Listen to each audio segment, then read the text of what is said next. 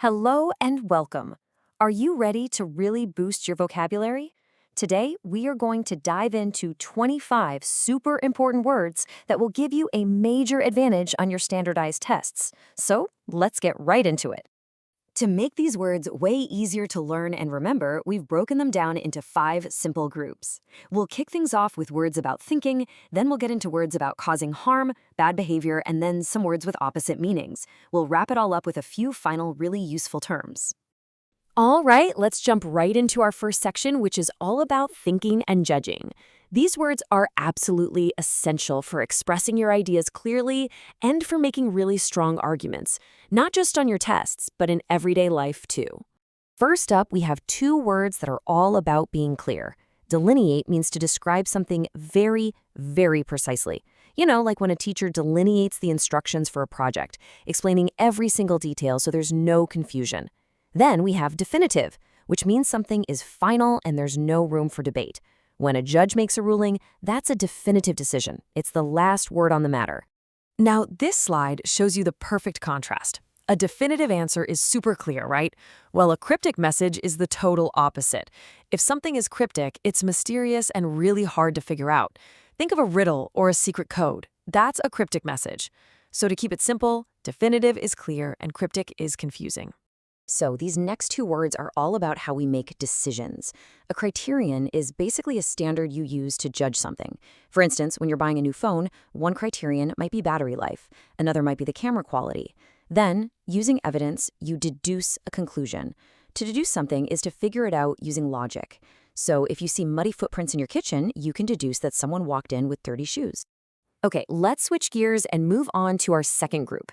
These words are all about negative things, like causing harm or things breaking down. And here's a really useful tip. A lot of them start with the prefix D, which usually means down or away. Just knowing that little trick can help you remember what they mean. These 3 words here almost tell a story, a kind of downward spiral. First, deleterious just means harmful. For example, eating too much junk food has deleterious effects on your body. Now, something deleterious can debilitate you, which means it makes you very weak. A bad flu can completely debilitate you for a week.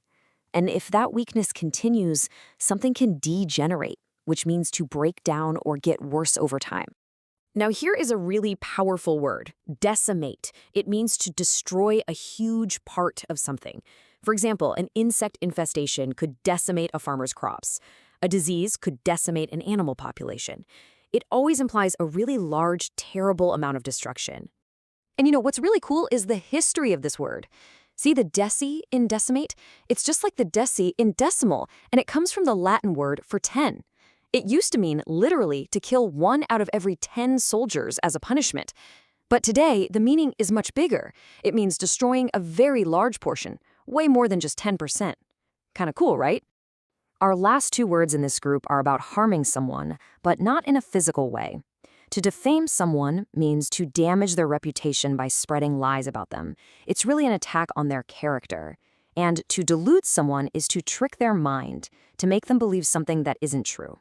So here's the difference. Defame attacks a person's reputation, while delude attacks a person's mind. All right, our next group of words is all about poor choices, negative ways of thinking, and, the bad things that can happen as a result. You'll probably see these words a lot when you're reading about problems or big mistakes. You can almost tell a story with these 3 words.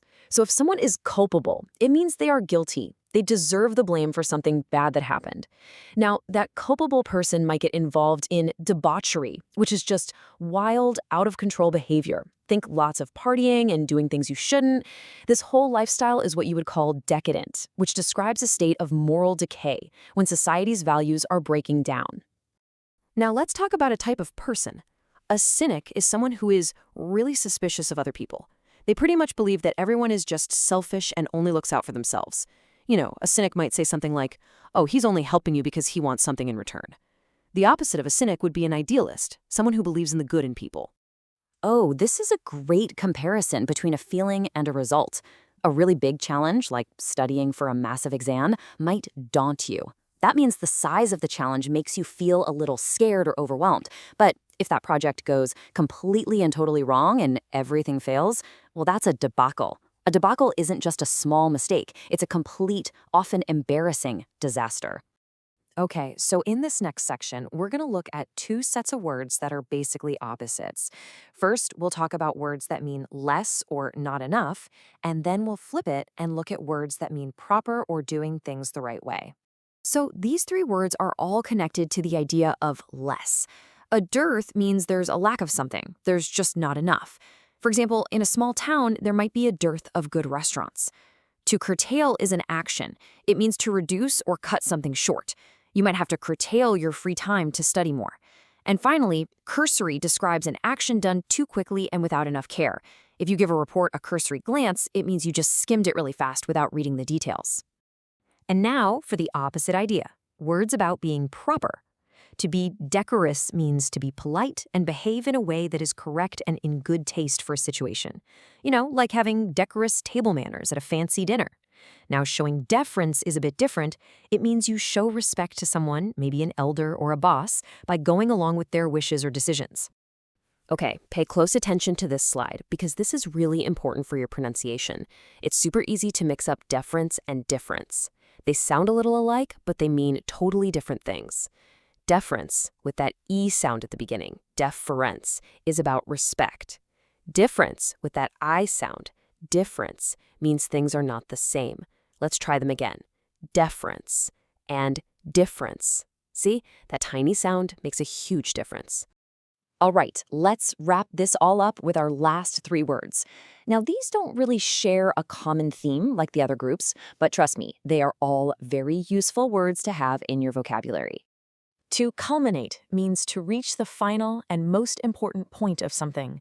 You could say a long negotiation culminates in a signed agreement, or a huge fireworks display culminates in one spectacular grand finale. It's that peak moment, the big finish. And here are our last two. A deluge is a massive flood of water, but, and this is important, we often use it to talk about an overwhelming amount of anything. Like when you get back from vacation, you might have to face a deluge of unread emails. And finally, culinary. It's just an adjective that means anything related to cooking or the kitchen. A great chef has amazing culinary skills, and a culinary school is where you go to learn how to cook. Simple as that. And just like that, there you have it. All our hard work has culminated in mastering 25 new vocabulary words. Keep practicing them, use them in sentences, and you will be a pro in no time. You did some fantastic work today. So, I'll leave you with this final question to think about. After that deluge of new vocabulary we just went through, which one of these new words are you going to try to use today? Because actively using them is really the best way to make them stick. Thanks so much for joining me for this explainer.